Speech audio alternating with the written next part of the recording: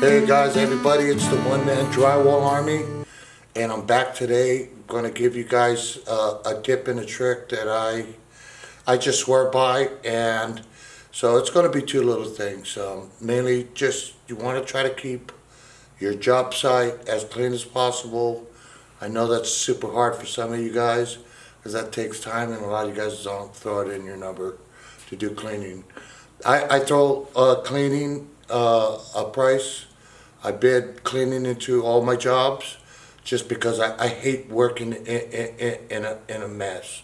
So anyways, the next thing that I like to bring out there as far as tips and tricks are concerned is that in relations with keeping a clean job site, when I go to stock my material, I stock everything in the room.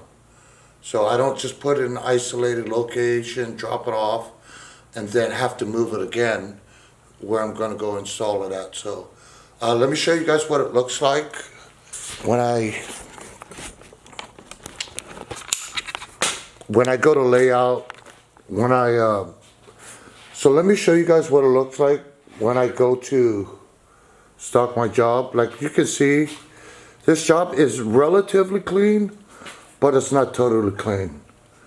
So I've marked the floors.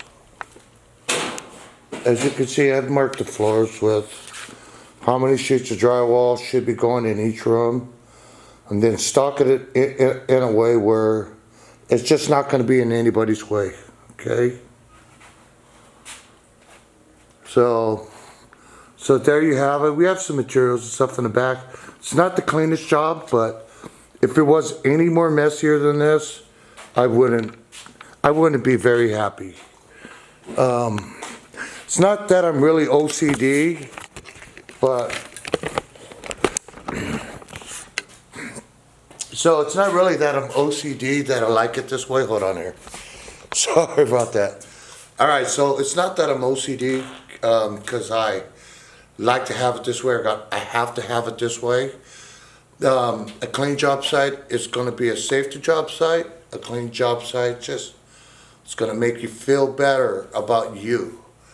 Because a dirty job site makes me feel bad. So, 25 years, I'm just starting to to realize how bad dirt makes me feel. So, anyways, I hope you guys got something out of this video, and I'll see you guys on the next one, all right?